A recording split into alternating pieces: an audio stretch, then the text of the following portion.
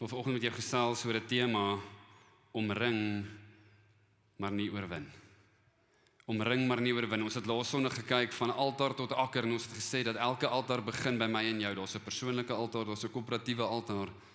Daar's 'n altaar waar ons brand, waar ons vuur brand en waar ons harte oopmaak vir God om te kom doen.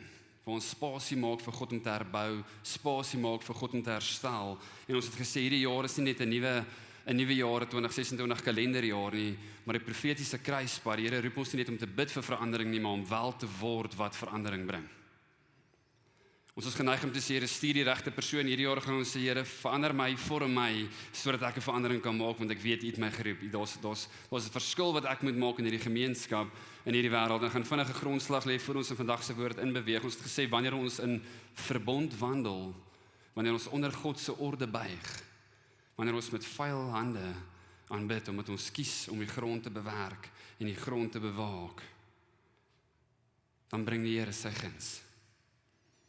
Nie menslike orde nie, koninkryksorde.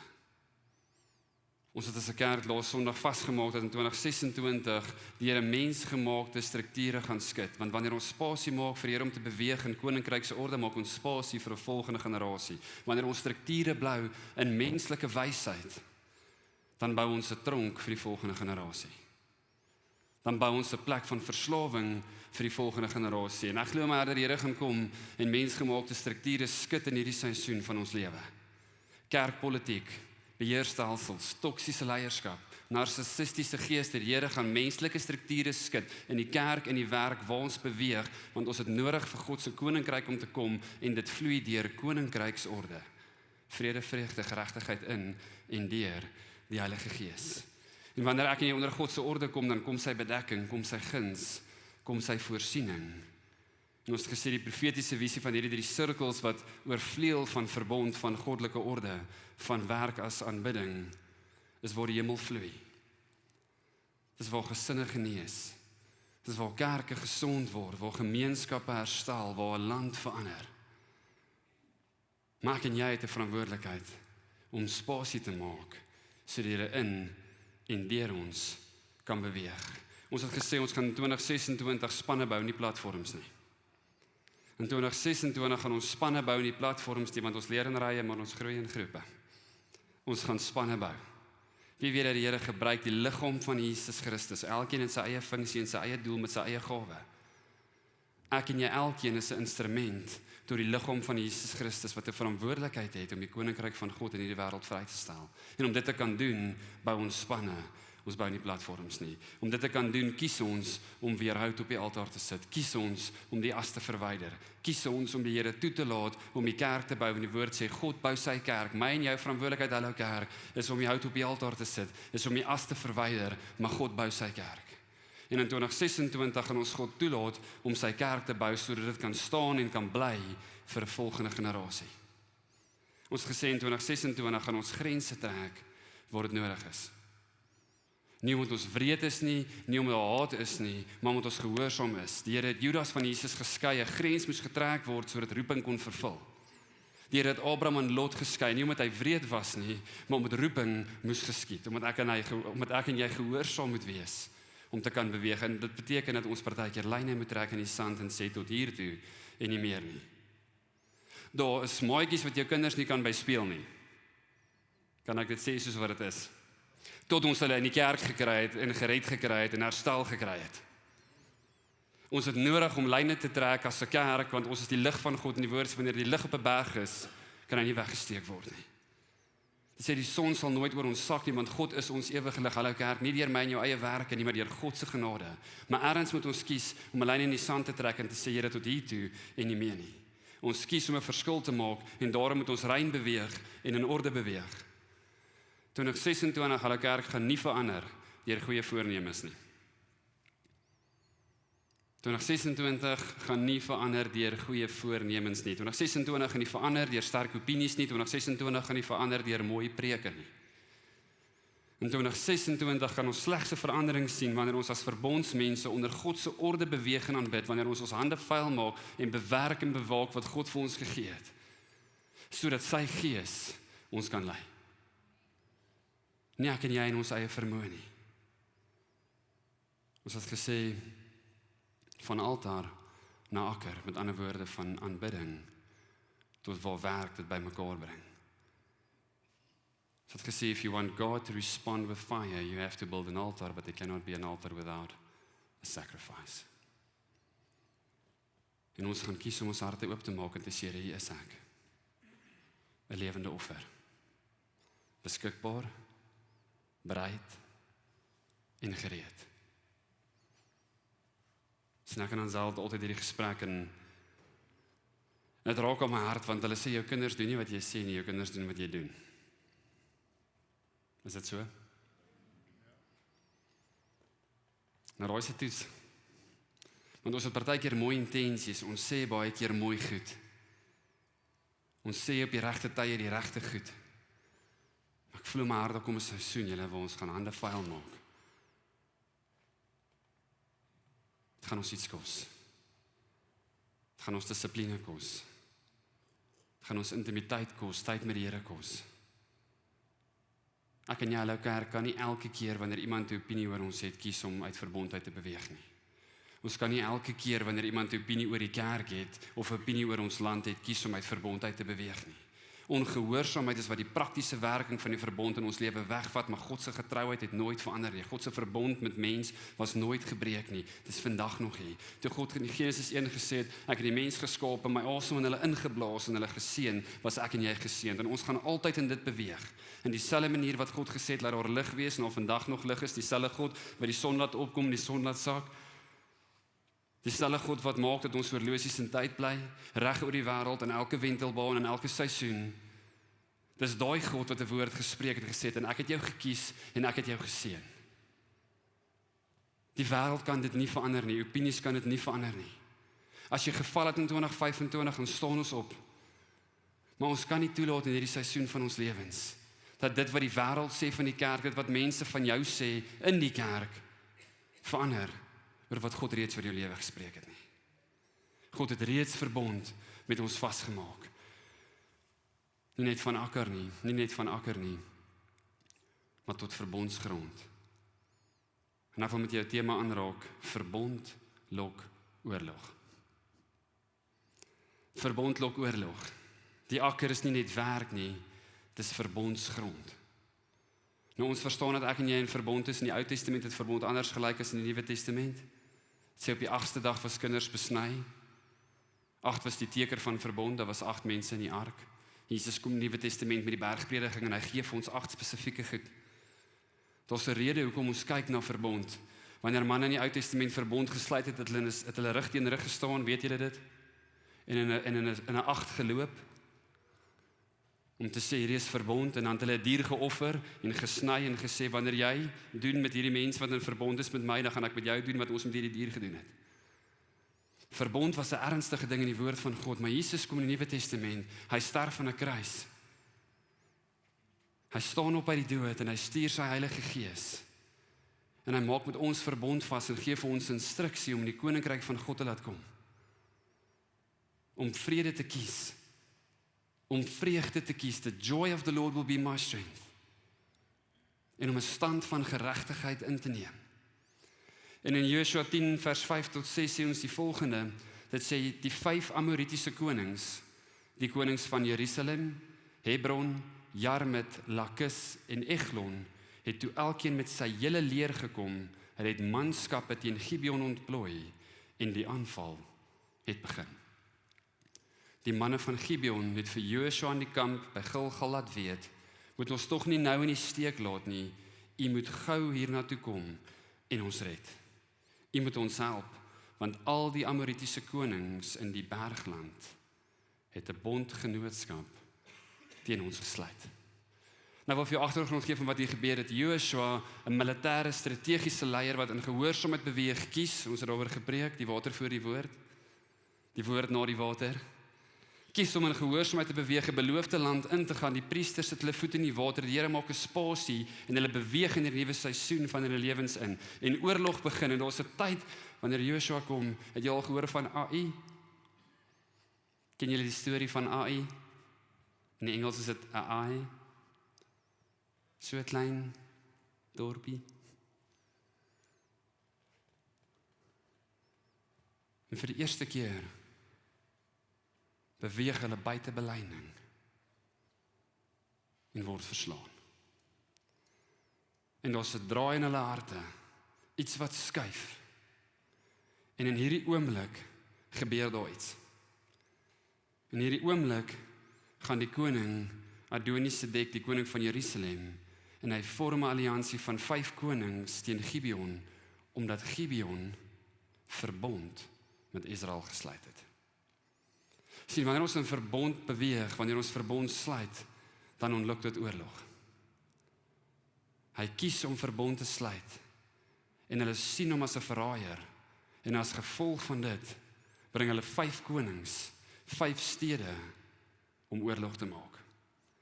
Gibeon het vrede gemaak met Israel, die konings het dit gesien as verraad, en die oorlog het begin, omdat iemand in verbond was. Israel veg nie omdat hulle sterk is nie, hulle veg omdat hulle reeds in verbond is. Israel veg nie omdat hulle sterk is nie, hulle veg omdat hulle reeds in verbond is. En die storie gaan verder, en in Josua 10 vers 8 sê die volgende, en die Here het vir Josua gesê, moenie vir hulle bang wees nie, ek gee hulle in jou mag oor, nie een van hulle is teen jou bestand nie. Die Here sê, moenie bang wees nie, ek gee hulle in jou mag oor, nie een van hulle is teen jou bestand nie. Voor ek verder gaan, wil vanoggend dit gaan in jou hart vasmaak. Ek wil hê jy moet hoor die Here vanoggend vir jou sê, moenie bang wees nie. Moenie toelaat dat hierdie situasie wat jou in die nag wakker hou. Moenie bang wees nie. Gee dit oor. Want ek gee dit oor in jou bestand. Met ander woorde, die Here kom en maak dit vas in Josua se hart. Ek dink hy het verstaan, daar's emosie. Ek dink wanneer jy in Gibeon is as Josua se leier en die mense kom na jou toe, kyk na jou toe en sê, hoor hierso, jy moet ons asseblief nie nou los nie. Hier's 5 Amoritiese konings, hulle gaan ons doodmaak, hulle gaan ons grond neem, hulle gaan ons families vat, maar ons het verbond met 'n God gesluit en ons verstaan dat jy daai God ken en ons het gesien dat God gehoorsaam was oor jou lewe, dat jy beweeg het van waar jy was tot in die beloofde land, moet ons nie nou los nie. En wat doen Josua? Josua gaan na die Here toe en sê, ek het jou hulp nodig, want ek staan in verbond. En die Here sê, moenie bang wees nie. Moenie bang wees nie. Dan gaan dit verder in Josua 10:12, het sê, en die dag toe die Here die Amorite in die mag van die Israeliete gegee het, het Josua die Here om hulp gevra. Ten aanhore van Israel het hy gesê, son, staan stil in Gibeon. Hy sê, son, staan stil in Gibeon. Met ander woorde, die bo-natuurlike word natuurlik, omdat God 'n God van verbond is. Ek wil hê jy moet dit hoor vanoggend. Die bo-natuurlike word natuurlik, want God is 'n God van verbond. Dieselfde God wat die wêreld in sy hand hou, daai selfde God sê, son staan stil in Gibeon, want ek is 'n God van verbond. En iets gebeur. Die son staan stil. Groot haalstene val later uit die hemel. Meer sterf deur God se ingryping as deur Israel se swaard. Ek wonder baie keer hoe Josua oor hierdie moes voel. As jy gaan kyk na die Ou Testament, dan sê dit Josua was 'n formidabele militêre leier en 'n strategus. Hy was die beste van die beste as dit gekom het by strategie, by militêr, by oorlog. En die Here sê, Josua, nie jou krag nie, my verbond. Josua, ek het net jou hart nodig. Ek het net nodig vir jou om te sê, Here, ek het hulp nodig. Want hy is 'n God van verbond. Sien, die oorwinning het nie uit strategie uitgekom nie. Die oorwinning het uit verbond gekom. Jerusalem was onder aanval, maar ook onder verbond. 5 konings, 1 stad, maar die stad was nie alleen nie, want God is 'n God van verbond. En sommige van julle voel dalk vandag onder aanval. Miskien voel dit vir jou of daar 5 Amoritiese konings is. Asof dinge net nie werk by jou werk nie, net nie werk by jou huis nie, asof jy net nie voorkom nie, asof jy net nie antwoord op vrae het nie, asof jy elke keer voel jy gaan 2 stappies terug. Ek wil vanoggend vir jou sê, God is 'n God van verbond en God is getrou. Wanneer ek nie in verbond staan, hallo kerk, kan aanvalle kom, teenstand kan kom, alliansies kan kom, maar God staan tussen ons en dit wat kom, want God is 'n God van verbond. En wanneer ek en jy kies om te belyn, gaan vyande manifesteer. Oorlog gaan kom, verhoudings gaan skuif, strukture gaan getoets word in ons lewe. Want die geveg is nie in vlees nie, maar in gees. Wanneer ons kies om te belyn met die God van verbond en die verbond oor ons lewe, gaan dit kom. Dit gaan kom, maar hier is die ding. Die vyand tel getalle, God tel belyning. 5 konings, 10 konings, 15 konings, 25 konings, maak nie saak nie. Die vyand tel getalle, God tel belyning. En ek wil jou aanmoedig vanoggend om jou hart te belyn. Om jou hart te belyn, om gehoorsaam te wees, want ons roep oor jou lewe. Daar's 'n plan met jou lewe. God het jou gekies, daar's 'n rede hoekom jy vanoggend hier is.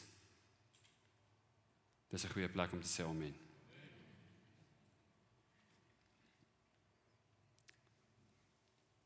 Verbond ontsluit bo-natuurlike ingryping in ons lewens. En wanneer ek en jy in verbond staan, hoef ons nie alles self te doen nie.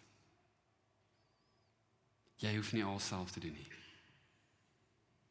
Wanneer ek en jy verstaan dat belyning en gehoorsaamheid die Here se hand beweeg, dan sal jy verstaan dat jy nie alles self hoef te doen nie. Jy moet net kies om te belyn en om gehoorsaam te wees. God doen wat ek en jy nie kan nie, hallo kerk. God doen wat ek en jy nie kan nie. En ons sien hierdie in 1 Samuel 17:26. Dit sê Dawid het vir die manskappe wat by hom gestaan het gevra, wat sal gebeur met die man wat die skande van Israel wegneem en die Filistyn daar aan die kant verslaan? Wie is hierdie heiden? Hierdie Filistyn, nogal dat hy die linies van die lewende God verkleineer. Nou wil jy moet hoor wat sê Dawid. Ek dink dit was so 'n bietjie meer reël as wat ons vanoggend hier lees. Dawid kom aan en daar staan iets in sy hart op. En hy sê, wie is hierdie heiden, hierdie Filistyn? Het jy al gehoor, party ouers sê vir hulle kinders, hulle is Filistyne? Het jy al, is dit net die ouer generasie? Maar nou dat ek hier lees, besef ek, okay. Dit sê, wie is hierdie heiden, wie is hierdie Filistyn, wat teen die linies van die lewende God wil kom? Die woord heiden hier beteken onbesnede. Die woord heiden beteken onbesnede, met ander woorde beteken buite verbond. Dawid kom en sê, wie is hierdie persoon wat buite verbond staan en wat teen God wil kom? Dadelik maak Dawid verbond in sy hart vas, verstaan dat God 'n God van verbond is, verstaan dat God hom gesalf het vir 'n seisoen, vir 'n tyd in sy lewe, maar dat hy in daai verbondsorde moet beweeg. En die eerste ding wat hy sê is wie is hierdie persoon wat buite verbond staan? Dawid sê nie, ek het geoefen, ek is vaardig, ek het 'n beter tegniek, ek het langer saam met Jonathan tyd spandeer as Goliat, ek weet wat kom en ek is reg vir die ding nie. Sien, baie keer kom ons op 'n plek, hallo kerk, waar ons sê, en ek erken dit oor my eie lewe, waar ons sê ek kan. Dit gee dit net vir my, ek kan dit doen. Kom ons kry dit net gedoen. Ek is vaardig, ek het ervaring. Ek het al 20 jaar lank kerk gelei. Ek het al 15 jaar besigheid. Ek het al soveel mense in die koninkryk ingebring. Ek het al met soveel mense se kinders gesit. Ek het al vir soveel mense gebid wat siek was, toe word hulle gesond. Gee dit vir my. Ons kom op daai plek waar ons so sê, en Dawid kom hier aan en sê, hy, ek is Dawid, ek was gesalf deur Samuel en ek is hier nie. Nee. Dawid kom en sê, wie is hierdie persoon wat buite verbond staan, kom maak verbond vas en uit daai plek van verbond en God kom hy en daar's oorwinning. Verbond, hallo kerk. Dawid wen nie oor Goliat omdat hy beter was nie, hy wen omdat hy in verbond was. Dawid se oorwinning kom uit 'n plek van verbond. Nie uit 'n plek van vaardigheid nie. uit 'n plek van verbond. Hallo kerk, my en jou oorwinning is nie in ons eie vaardigheid nie, my en jou oorwinning is in die feit dat ons in verbond staan.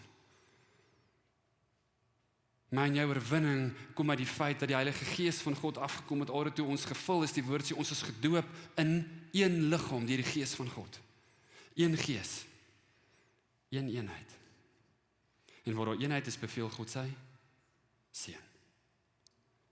God is 'n God van verbond. Groot was groter, groot het meer ervaring gehad, groot het meer wapens gehad, groot het reputasie gehad. Weet wat Dawid gehad het? Verbond, salwing, identiteit en vertroue in God. Verbond, salwing, identiteit en vertroue in God. En kerk, ek en jy moet in hierdie seisoen beweeg in verbond. Sodat die salwing van die Here oor en deur ons kan vloei. Sodat ons met selfvertroue kan sê, nie ek nie, maar God. Ons het gesê, die Here het gekom en gesê, ek is die Here jou God wat jou verlos het. En toe gee hy die 10 gebooie. Voor God orde bring, maak hy eers identiteit vas. En identiteit is nie net wat God voor ons is nie, maar ook wat ons voor God is. Ek wil jou aanmoedig in hierdie seisoen om identiteit vas te maak in wie jy is. Om nie jou identiteit vas te maak in wat jy verdien, waar jy werk, wat jy nie verdien nie, wat jy nie doen nie, wat jy al gedoen het nie. Om identiteit vas te maak in wie God is. Om te sê, Here, hier is ek. Ek is bereid. Dawid neem 5 klippe, een vir elke koning. Nee, net interessant. 5 Amerikaanse konings. Dawid neem 5 klippe. 1 Filistyn. 1 klip is nodig. Want oorwinning lê nie in getalle nie, hallo kerk. Oorwinning lê in belyning. Oorwinning lê, daar is 'n mooi preek oor die 5, dus kan dit 'n bietjie preek. Maar oorwinning lê nie in getalle nie. Oorwinning lê in belyning. Wanneer ek en jy kies om te belyn met die woord van God, belyn met die roep oor ons lewens. Verbond maak harder, sterker as 'n reus. Wil jy met dit hoor vanoggend? Verbond maak harder, sterker as 'n reus. Nie vaardigheid nie, verbond. Dawid was vaardig, en die Here het vir hom geleentheid gegee om te beweeg in die veld, om oorwinnings te sien wat getuig van God se getrouheid.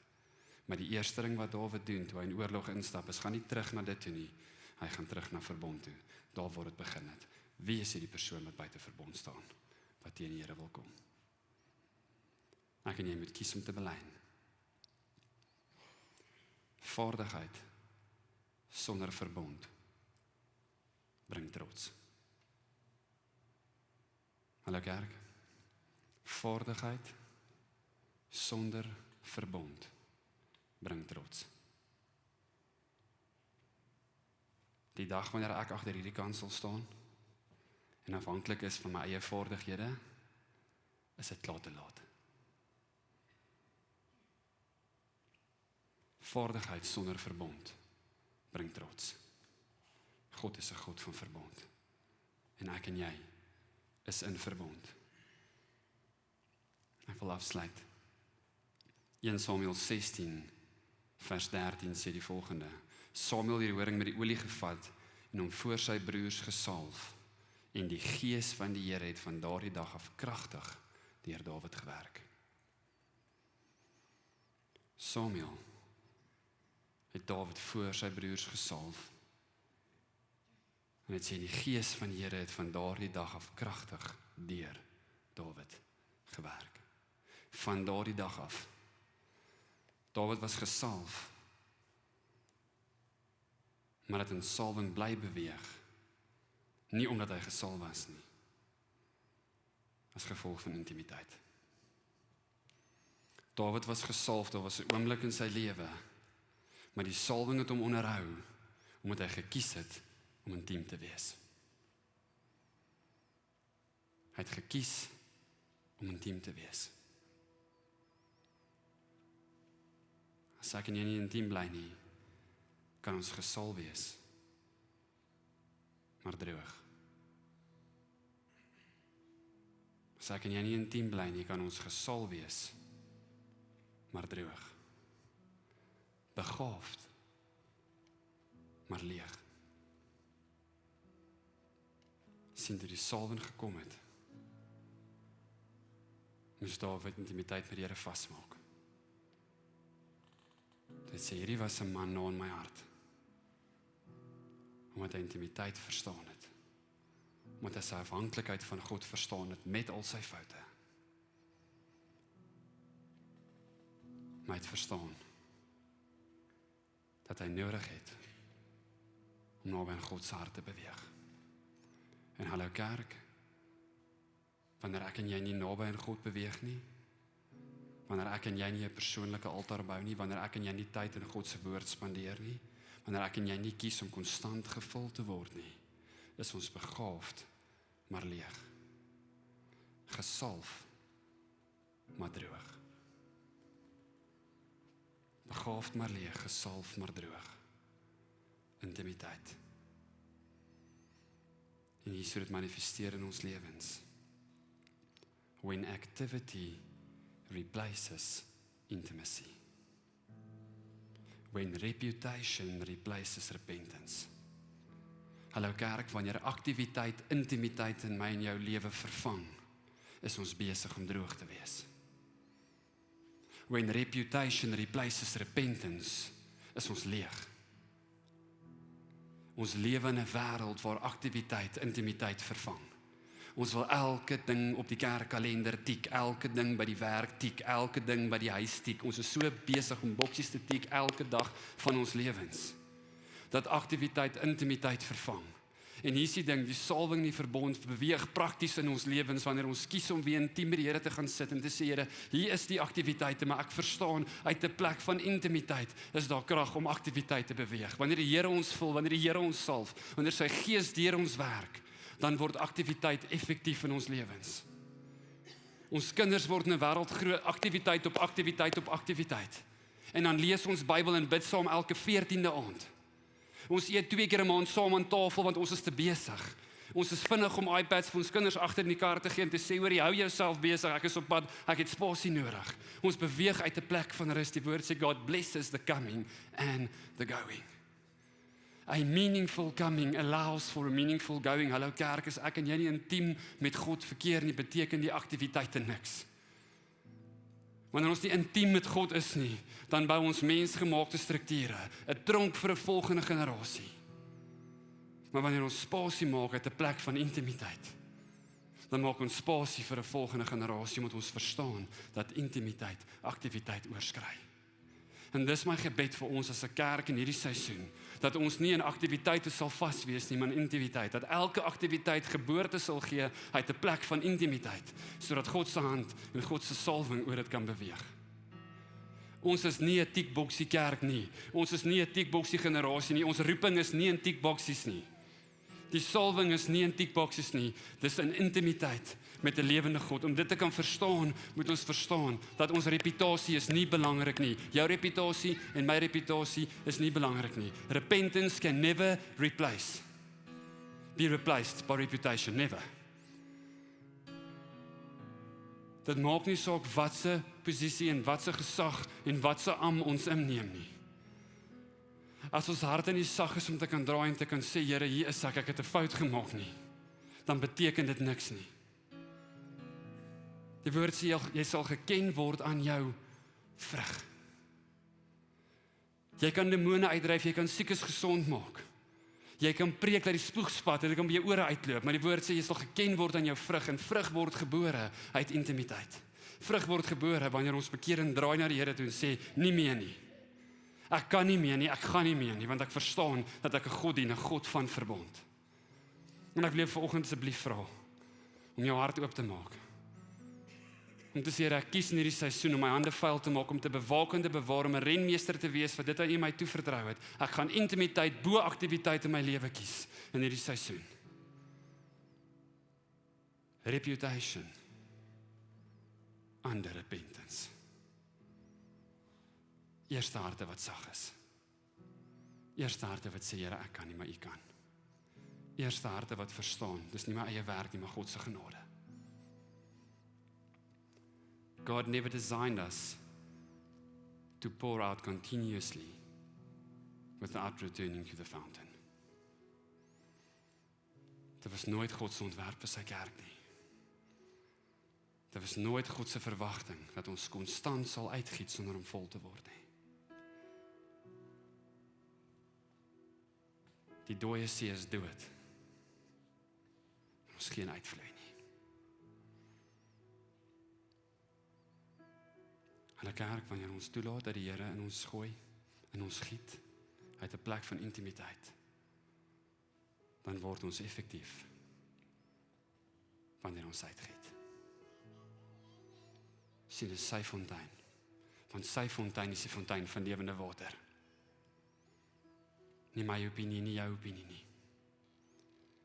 Nie wat ons dink van die kerk in die pad af, of van die besigheid langs aan die nee. Sy fontein is die lewende water. Ek wil afsluit deur 'n standpunt te maak. Ek en jy wen nie omdat ons beter is nie.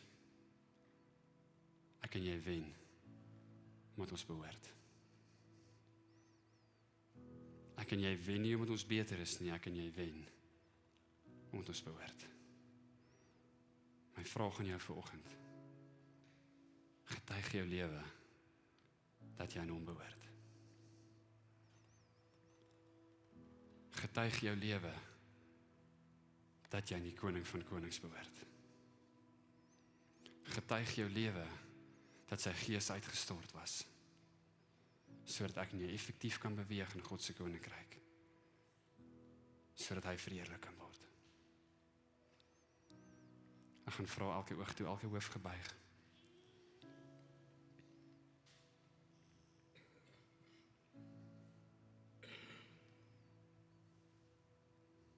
As jy vanoggend hier is en jy het nog nooit die geleentheid gehad om jou hart vir Jesus te gee nie, dan sê die woord in Romeine, jy is een opregte gebed weg. Ek en jy is een opregte gebed weg van 'n lewe wat verander. Ek wil jou vra as jy hier is en jy wil vandag 'n besluit neem. As jy hier is en jy het nog nooit dit gedoen en jy sê ek kies Jesus. Ek wil 'n lewe lei. Een onder 'n verbond. 'n beter verbond. 'n nuwe verbond. 'n verbond van intimiteit, 'n verbond van liefde. Dan wil ek jou vra om my vinnig jou hand op te steek en te sak.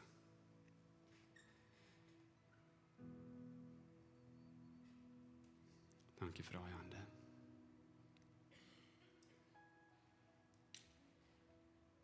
Dankie vir elke hand. Hallo kerk, kom ons bid saam met hulle se familie. Hemelse Vader, ek weet dat ek 'n sondaar is. Ek kies vandag om my lewe aan U te wy.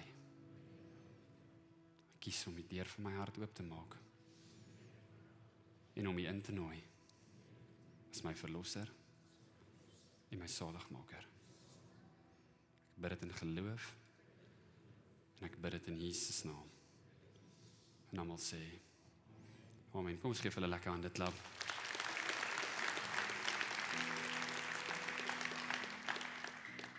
As jy jou hand opgesteek het, wil ek jou verwys na 'n skakel agter my. Ek kies Jesus vir 2 redes. 1, ons wil graag vir jou bid op jou naam. En 2, ons wil jou help met die volgende stap. Ons gaan afsluit, 'n offergawe opneem as deel van 'n laaste lied van aanbidding. En ek wil net weer hierdie vanoggend in jou hart vasmaak. Hallo kerk, ek en jy gee as 'n uitdrukking van ons dankbaarheid en lof van God. En ons gee uit 'n hart van aanbidding wat erken dat alles wat ons het en alles wat ons gee reeds aan God behoort.